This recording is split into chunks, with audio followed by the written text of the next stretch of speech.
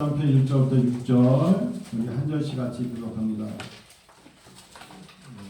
우리 시편 23편 1절부터 6절까지 한 절씩 교독할게요. 여러분 너무 잘 아시는 말씀 시편 23편 1절부터 6절 1절 읽을게요. 여호와는 나의 목자시니 내게 부족함이 없으리로다.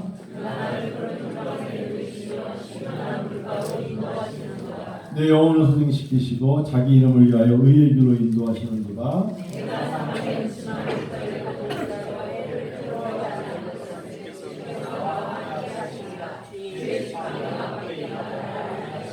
주께서 내 원수의 목전에서 내게 상을 차려주시고 기름을 내 머리에 부으셨으니 내 잔이 넘치나이다. 내 평생에 선하심과 인자하심이 반드시 나를 따르니 내가 여호와의 집에 영원히 살리로다. 아멘. 여러분 어느 선교사님이 저에게 65세 선교사님 말씀하시기를 자기가 65세 선교사가 될 때까지 35살에 예수를 만났답니다. 30년 전에 예수를 만났고 지금 30년 동안에 예수를 섬기면서 선교사가 되었다. 물론 어릴 적에 교회를 다녔죠. 근데 그렇게 예수 그리스도를 직접적으로 인격적으로 체험하셨던 것은 나이 35세라고 합니다. 근데 그분이 저한테 한 말을 듣고 제가 오늘 시편 23편을 본문을 잡고 설교를 합니다. 내 잔이 넘치나이다 이렇게 끝나는데 그분이 하는 말이 귓가에 아직도 남아요. 참 이름 많은 단어 중에 과거에 생소했던 단어가 있었습니다. 예를 들면 65세를 32.5로 나눠서 따져본다면 그 전에 내가 대한민국에 살면서 우리나라 언어로 들어왔던 많은 단어 중에 예수란 단어도 알고 교회란 단어도 알고 하나님이라는 단어도 좀 다르지만 애국가 부를 때 불렀지만 32.5세로 예수를 만나고 예수를 만난 다음에 가장 두드러지게 다른 단어 생소했던 단어가 가장 중심적인 단어로 바뀐 단어가 뭐냐? 여호와입니다. 이 단어 하나로 오늘 설교는 끝나는 겁니다. 우리가 예전에 참 많이 알았던 단어 같지만 사실은 일반 사람들이 함부로 말하거나 함부로 나누지 못하는 단어가 있다면 여호와입니다. 야훼입니다. 야훼. 하나님은 창세기 1장에 하나님으로 나옵니다. 하나님이 천지를 다 지으셨습니다. 사실은 천지를 끝내신 것입니다. 그분이 끝내시고 그때까지는 하나님으로 사람들은 번역할 수밖에 없었습니다. 영어로는 더 로드입니다. 하나님이 하셨습니다. 그러다 창세기 2장에 가서야 여호와 하나님이 천지를 창조하심을 말하기 시작합니다. 여러분에게 여호와라는 이 단어가 혹시나 생소하십니까? 그렇지 않죠. 이제는 여러분들이 하나님 품에 안에 있기 때문에 여호와라는 이 단어가 이제는 중심적인 단어가 된 줄로 믿습니다. 이것은 특권입니다. 이것은 은총입니다. 여호와라는 이 단어 하나만 있으면 우리는 하나님으로부터 선택받았음을 증명되고 증거되는 것입니다. 여호와 그 단어의 힘입니다. 그러면 다윗은 아브라함이 아닙니다. 초대 원 역사에 있는 사람이 아닙니다. 모세도 아닙니다. 한참 뒤에 왕 다윗입니다. 이 다윗은 시편 23편에 여러 가지 이름을 쓸 수 있었어요. 당시에 가장 이스라엘 민족이 통치라는 단어에 힘이라는 단어를 썼던 게 엘로힘입니다. 엘은 히브리어로 하나님이라는 뜻입니다. 엘샤다이, 엘로힘, 엘에뇽, 엘론 이게 다 하나님의 전능하심을 높이는 단어의 엘입니다. 그러면 엘로힘을 외칠 수 있었음에도 불구하고 다윗은 여호와라고 말합니다. 왜요? 다윗이기 때문에 그렇습니다. 그런데 다윗은 사실은 여호와라는 이름을 쓰면 안 됩니다. 왜 안 될까요? 레위기 24장에도 그렇고 출애굽기 20장 7절도 그렇고 이스라엘 민족은 가장 두려워하는 단어가 있었어요. 그게 바로 여호와라는 단어입니다. 야훼라는 단어입니다. 히브리어의 모음만 결합해서 만든 단어가 야훼입니다. 무슨 말인지 아시겠어요? 당시에 많은 신이 있었어요. 저마다 자기들 풍요의 신이 있지 않습니까? 다산의 신이 있었지 않습니까? 농경의 신이 있었잖아요. 그런데 그들 나름대로의 모든 신들을 그들은 가시라 불렀겠죠. 신이라 불렀겠죠. 오로지 이스라엘 민족만이 자기들만의 고유 명사로 썼던 단어가 여호와입니다. 야훼예요. 야훼. 야훼라고요. 그 야훼는 여호와라는 그 이름을 가지고 있는 이 사람들이 이미 히브리 민족에 있어서 레위기서 16절에도 너는 네 하나님 여호와의 이름을 망령되게 부르지 말라는 세 계명을 늘 가슴에 새겼기 때문에 감히 함부로 야훼라는 이름을 야훼라는 단어를 쓰지 못했어요. 여러분 한번 보실까요? 여러분 한번 레위기 24장 보실래요? 레위기 24장 16절 한번 보실래요? 레위기 24장 16절. 성경 보세요. 레위기 24장 16절.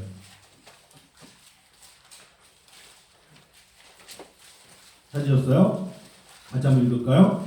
여호와의 이름을 모독하면 그를 반드시 죽일지니 온 회중이 돌로 그를 칠 것이니라. 거류민이든지 본토이든지 여호와의 이름을 모독하면 그를 죽일지니라. 이런 말씀이 있었기 때문에 히브리 사람들은 여호와, 야훼, 그다음에 뭐 이러면 그런 예호와 같은 언어입니다. 왜냐하면 이게 모음만 따서 나왔기 때문에 우리는 여호와라고 그러지만 미국 애들은 뭐 이게 여러분 이게 동양권이기 때문에 발음은 굉장히 어려워요. 제가 이제 미국에서 유학할 때 몇 번 말씀드렸습니다만 전 동양이잖아요. 그래서 미국 교수들은 이 예호와 발음을 못해요. 한번 해보실래요? 예호와 가래뱉으면 돼요. 예호와 이게 여호와예요. 이거는 히브리 사람들이에요. 근데 저는 되잖아요. 예호와 왜요? 왜냐면 동양권이잖아요. 미국 애들은 이러고 끝나요. 못해요 이 발음을. 이 여호와입니다. 야훼입니다. 이 야훼라는 이름을 망령되이 부르면 안 돼요. 여호와 이름을 모독하면 그를 반드시 죽일 줄 알았어요. 그렇기 때문에 그들은 아무도 이름을 부르지 않았는데 갑자기 두 번째 이스라엘 왕이었던 40년 통치했던 사울이 떠나고 골리앗을 죽이고 왕이 된 이 다윗이 왕이 된 후에 시편 23편에 갑자기 고백하기를 여호와라는 단어를 쓴 겁니다. 여호와 스스로 계시는 자, 즉 I am who I am. 모세가 말하기를 당신을 누구라고 말합니까? 나는 스스로 있는 자라는 그 이름 여호와입니다. 여호와라는 단어는 즉 만들어진 것도 아니고 누가 불러준 것도 아니라 여호와 그분은 하나님이신데 하나님이 그 여호와신데 사람들은 하나님이라 부르기는 하였어도 여호와라고는 부르지 않았어요. 그런데 우리에게 주시는 그 이름 여호와입니다. 스스로 계신 자, 영원하신 분, 그리고 자존하신 분, 스스로 계신 분, 그분이 오늘 우리에게 말씀하십니다. 내가 너의 여호와라는 겁니다. 여러분 그 이름만 가지고도 우리는 어느 단어든 어디서나 우리가 부를 수 있을 것 같지만 절대로 하나님의 영이 거하지 않으면 이 이름을 부를 수 없는 호칭이 바로 여호와입니다. 그런데 시편 23편 1절에 다윗은 과감하게 사람들이 함부로 혹시나 징계를 받을까봐 내뱉지 못하는 이 단어를 신앙의 고백으로 여호와를 외칩니다. 여호와는 나의 목자시라고까지 말합니다. 스스로 계신 그분, 스스로 계시기 때문에 전능하신 그분. 많은 단어가 있었어요. 엘샤다이로 외칠 수도 있고, 즉 전능하신 하나님 엘샤다이 하나님 외칠 수도 있고, 엘 에뇨 가장 높으신 하나님 엘 에뇨, 영원하신 하나님 엘 올람이라고도 외칠 수 있지만 다윗은 그런 이름보다 딱 한 자 여호와를 외친 겁니다. 그 이름 안에 하나님의 전능하심을 고백하고 싶었던 겁니다. 여러분도 이름을 부르면 여기 중에 누구 이름으로 손들지 않습니까? 제가 여러 가지 호칭이 있어요. 한 목사, 한 교수, 여러 가지가 있잖아요. 누구 아빠. 그런데 여러분 갑자기 여러분이 저를 부를 때 가까이 사람이 승도나 그러면 접니다. 그 이름에 제가 손을 듭니다. 제가 움직입니다. 하나님께서 여러분 이름을 여러분 움직이지 않습니까? 하나님께서 내가 전능자이므로 나를 찾아라 라고 주신 이름이 있다면 여호와입니다. 여러분 그 여호와가 여러분의 중심이십니다. 그분이 계시기 때문에 시편 기자인 다윗이 말합니다. 그분이 내가 나 같은 양에게 목자라는 것입니다. 여러분에게는 누구십니까? 여호와가 주님이십니다. 여호와는 나의 목자이십니다. 그래서 따라오는 나의 신앙 고백은 딱 하나입니다. 부족함이 없다. 여호와라는 그 이름을 아무나 부를 수 있는 게 아닌데 여호와라는 그 이름을 내가 부를 수 있기 때문에 나는 내 심경에서 당연히 따라 나오는 다음에 이어져 나오는 고백은 부족함이 없습니다. 할렐루야. 여러분, 여호와는 아무나 부를 수 있는 게 아니라고요. 그럼 여러분과 제가 이제 하나님 앞에 외쳐야죠. 당신은 전능자이십니다. 그게 바로 강하다, 전능하다, 통치하다, 다스린다의 모든 것을 다 통합적으로 주신 이름 여호와입니다. 여러분, 그래서 그 여호와 앞에 그 다음에 많은 신앙인들이 갖다가 그 여호와라는 이름 다음에 붙이는 게 여호와 샬롬도 있고요. 아시죠? 여호와 이레도 있고 여호와 삼마, 즉 하나님이 거기 계시다. 여호와 카다시 메카디신 원래는 여호와께서 너희를 거룩한 백성으로 만드실 것이다. 여호와 엘yon 지존하신 하나님, 여호와 니시 나의 깃발 승리 많죠. 여호와 이레 준비케 하신, 그건 다 여호와 하나님이 우리에게 필요를 따라 주시겠다는 다음 단어지만 우리에게는 여호와란 이름을 주십니다. 저는 시편 23편 1절부터 6절 수없이 많이 묵상했고 찬양도 많이 불렀고 외쳤지만 그 선교사님의 그 한마디 듣고 시편 23편 1절 묵상하면서 이번 한 주 참 감격했습니다. 그분이 말하는 여호와가 나의 목자 여호와십니다. 내가 고백하는 내 마음의 중심, 내 안에 계시는 분, 그분이 천지를 창조하시고 스스로 계신 분 여호와이십니다. 그야말로 모든 것을 다 가지신 전부이신 분 여호와 스스로 계시다입니다. 그분이 돌봐주십니다. 그분이 채워주십니다. 그분이 응답하시는 거고 그분이 우리를 다스리는 것입니다. 아프니 여호와 라파입니다. 부족하니 여호와 이레입니다. 힘드니 이겨야 되니 여호와 니시입니다. 여기에 아무도 나를 돌보는 자 없다. 거기에도 계신다. 여호와 삼마입니다. 있습니까? 그 여호와 그분이 부족함이 없도록 채워주시겠다고 약속하신 것입니다. 자, 이제 시편 23편 1절을 보면서 다시 한번 같이 읽을까요? 여호와는 시작. 여호와는 여기서 끝나지 않습니다. 그가 여호와께서 나를 푸른 풀밭에 누이십니다.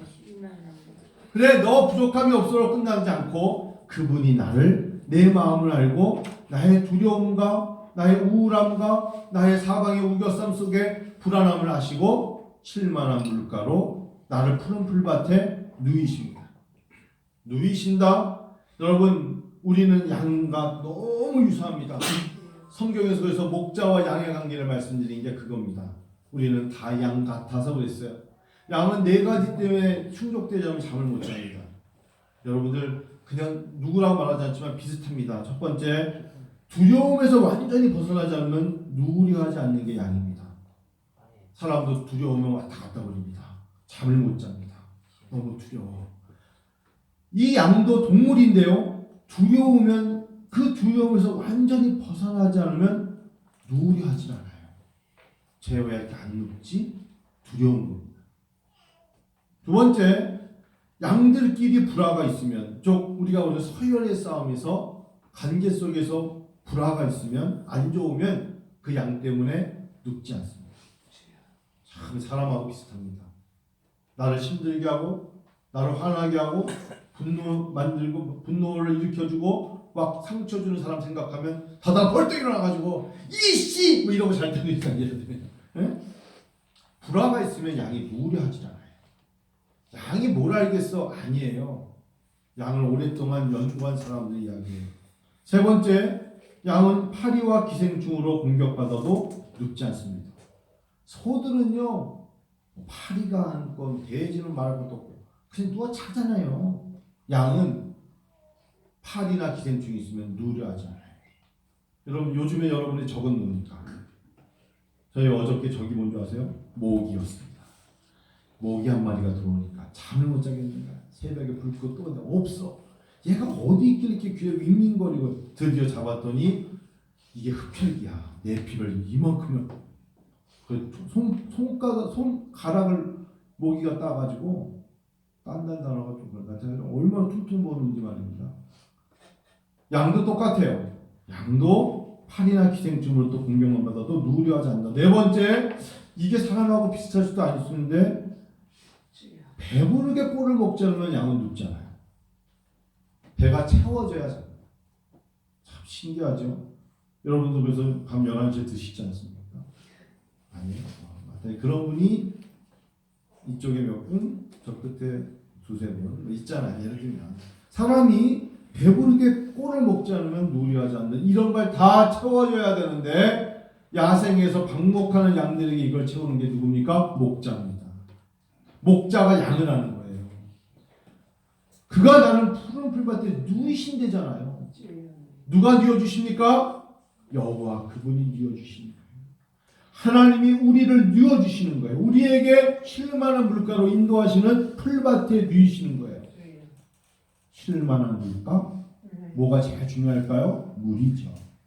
사람이 동물의 70%가 물인데 물이 얼마나 중요합니까? 그래서 목자는 항상 우리 양들이 목마르면 어떻게 할까라는 것 때문에 양들을 물가로 인도하시는 게 가장 급선무입니다.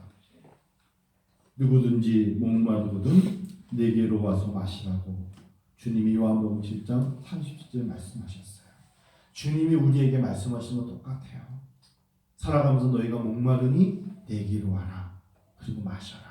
주님이 생수이십니다. 할렐루야. 우리에게 말씀하시는 구약의 여호와가 예수 그리스도가 우리에게 생수이시잖아요. 내게로 오는 자는 영원히 목마르지 않는다고 하셨어요.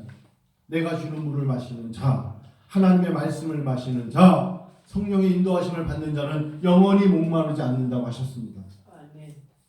의에 지리고 목마른 자가 복이 있다 하셨어요. 즉 예수 그리스도와 십자가에 목마른 자는 복이 있는데 결국 저들이 배부를 거라 말씀하셨습니다. 성령께서 우리를 진리 가운데로 인도하시죠. 할렐루야. 성령이 우리를 진리로 인도하시는 겁니다. 그분이 우리를 인도하시는 거예요. 쉴만한 물가로 인도하십니다. 다윗은 그것을 알았던 겁니다. 내가 이렇게 쉴 수 있는 건 하나님이 여호와이시며 그분이 나를 인도하신 걸 믿기 때문에 여러분 잠잘 수 있고 내 눈앞에 놓여있는 문제가 너무나 크지만 이길 수 있다는 확신은 여호와 그분이 계시기 때문이에요. 그분이 나를 인도하실 거야. 결국은 나를 도우실 걸 결국은 가장 좋은 곳으로 인도하셔요. 내가 지금 하나님 별로 그렇게 마음에 흡족함이 없고 만족함이 없어요. 그거는 네 생각이고 너의 불평이야. 결국은 하나님은 여호와를 찾는 자는 가장 좋은 곳으로 인도하세요.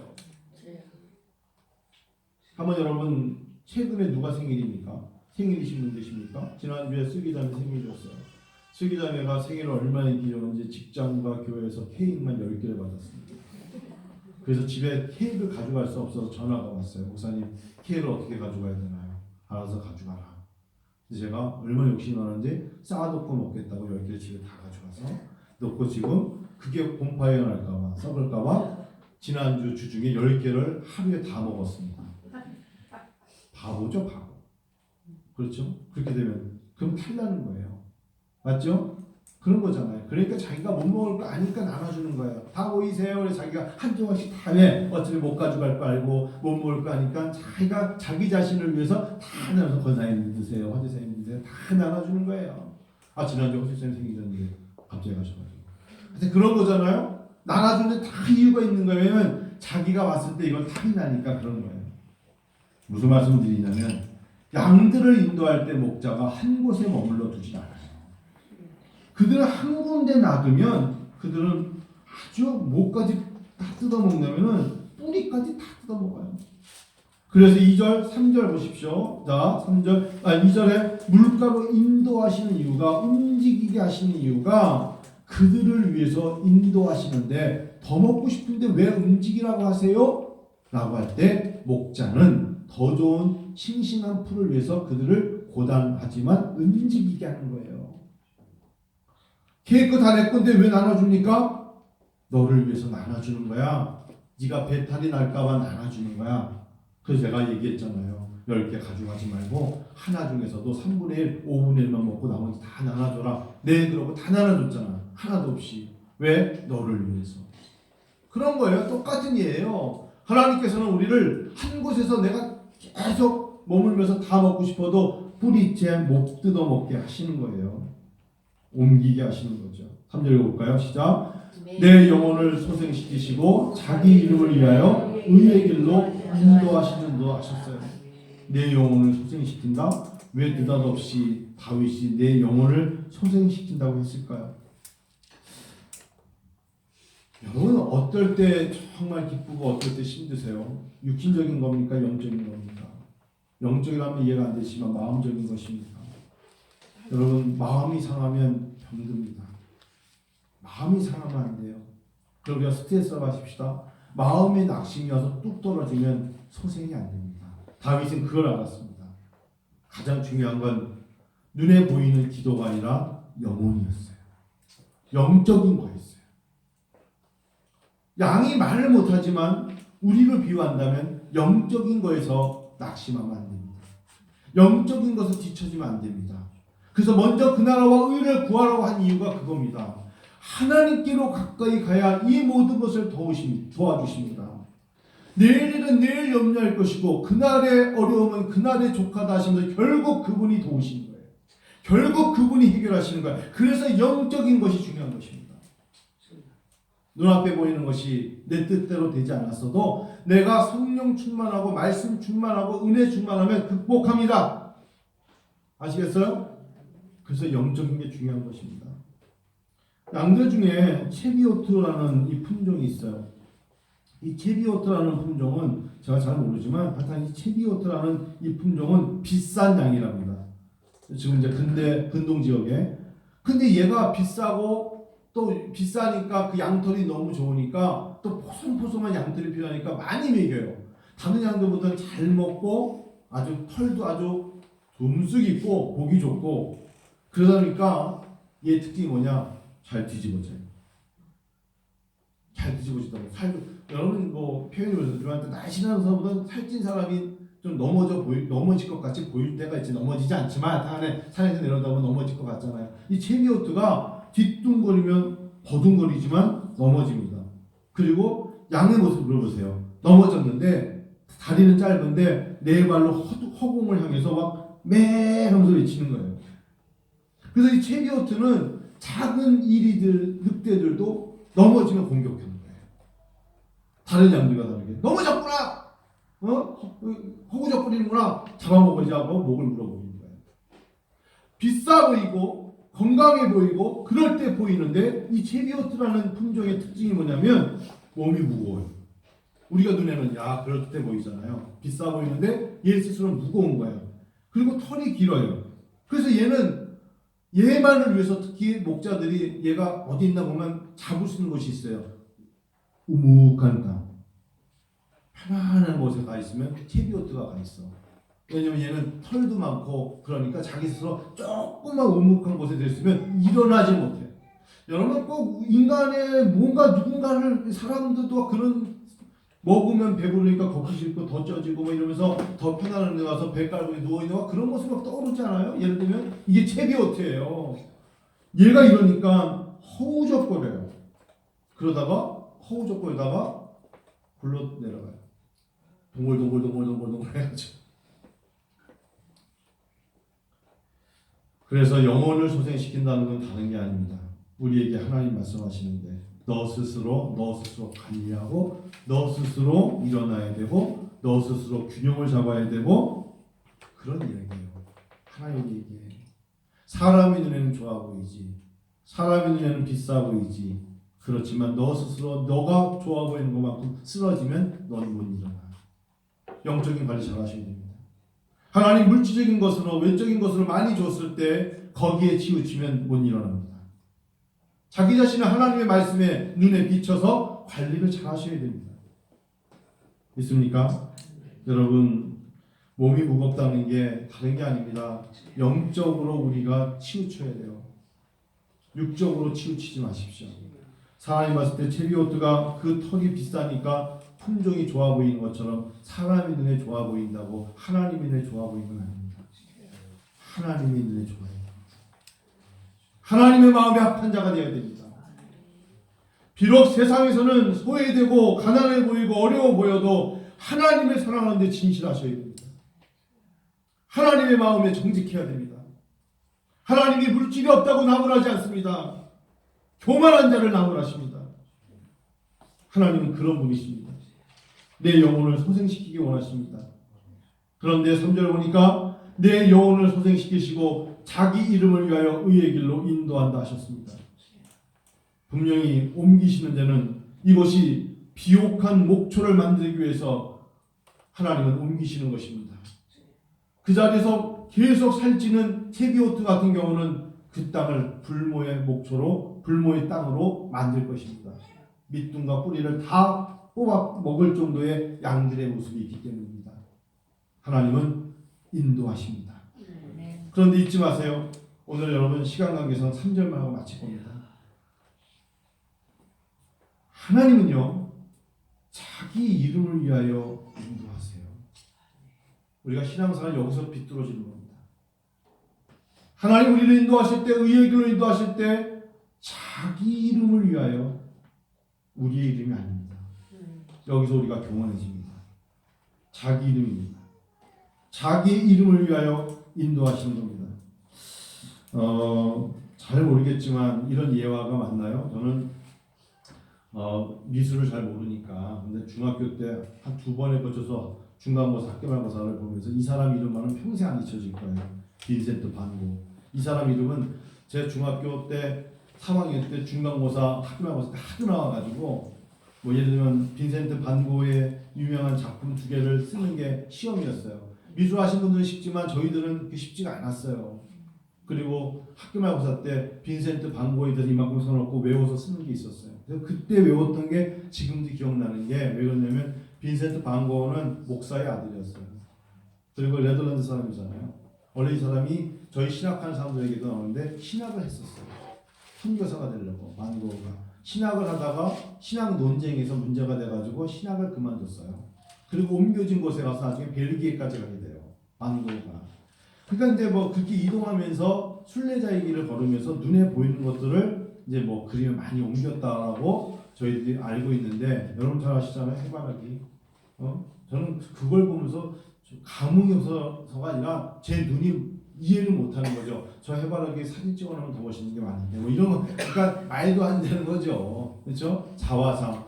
뭐 반고의 자화상이 뭐가 유명한 거지? 근데 이 사람의 작품이 900여 점이랍니다. 엄청난 거잖아요. 제가 한번 생각해 봤어요. 근데 말이에요. 그 사람의 작품이 유명한데, 해바라기라는 작품이 얼마나 유명하냐면, 하여튼 뭐 세계에서 가장 뭐 값비싼 작품이라는 작품 아니겠어요? 근데 이제 그 분명히 해바라기가 어디다 그렸을까요? 캔버스에 그렸겠죠. 도화지에 그렸겠죠. 근데 도화지가 말하기를 Made in USA라는 겁니다. 도화지가. 내 도화지에다가 반 고흐가 그렸다는 겁니다. 누가? 도화지가. 도화지가 말하기를 나 없으면 반 고흐는 그림을 못 그려줄 거라. 도화지가 말하기를 반 고흐는 아무것도 아니고 내가 더 중요하다는 겁니다. 그럴 수 있겠죠. 그 도화지는 A4 용지의 가장 투명한 도화지라면 우리가 그런 모습이에요. 반 고흐는 사라지고 도화지가 나뉩니다. 박수 관찰을 받아야 되는 존재는 도화지라고 우기고 있는 이 모습이, 주의 이름을 위하여 주의 영광을 살아야 되는데, 인도자는 여호와이신데 인도함을 받으면서 높여줬더니 여호와는 사라진 것입니다. 캔버스의 도화지가 반고를 가려버리는 것입니다. 환자가 있습니다. 유명한 의사가 있습니다.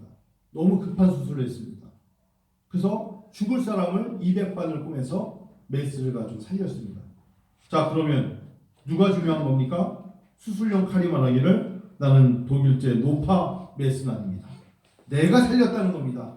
그 칼이 말하기를 내가 날카로웠다는 겁니다. 내가 칼로 잘 잘라내고 했기 때문에 사람을 살렸습니까? 아니죠. 의사가 살린 겁니다. 여호와가 살린 겁니다. 말씀 마칠게요. 여호와의 자기 이름을 위하여 우리를 인도하십니다. 우리의 삶의 목적이 뭔지 아십니까? 여호와 그분을 위해 사는 것입니다. 착각하시면 안 됩니다. 이만큼 살게 해줬더니, 이렇게 인도해 줬더니, 이렇게 채워줬더니 캔버스에 있는 종이가 말하고 수술용 칼이 말하기를 자기네들의 존재를 드러냅니다. 그렇지 않습니다. 네가 그만큼 된 거는 내가 너를 인도한 거야. 네가 부족함이 없이 그 정도로 한 건 여호와가 너의 목자이기 때문이야. 이거 잊지 마세요. 그래야 하나님께서 내가 때로는 나를 됐는데요 이동시키시는 이유가 싱싱한 목초가 필요하기 때문에 너를 운동시키는 거야. 주님 말씀하시기를 내가 온 곳은 양으로 생명을 얻게 하고 더 풍성히 얻게 하는 곳이다. 불평하지 마세요. 여기가 좋사오니 여기 머물게 해주세요. 근데 왜 옮기시는 줄 아십니까? 더 싱싱한 목초를 먹이시는 겁니다. 신앙인들은요 결국 이렇게 고백합니다. 역시 주님은 가장 좋은 곳으로 나를 인도하셨고 채워주셨어. 그게 신앙입니다. 그게 목회입니다. 근데 그때 순간순간마다 눈물이요, 순간순간마다 애통이 있고 순간순간 떨림이 있고 어려움이 있지만 되돌아보면 그게 다 하나님의 특별한 인천이었습니다. 믿습니까? 때가 되면 다 도우십니다. 때가 되면 다 알게 돼요. 때가 되면 알게 됩니다. 때가 되면 긍극적으로 도우십니다. 의의 길로 인도하시는 주님, 그분 안에 그냥 주님 따라가시면 돼요.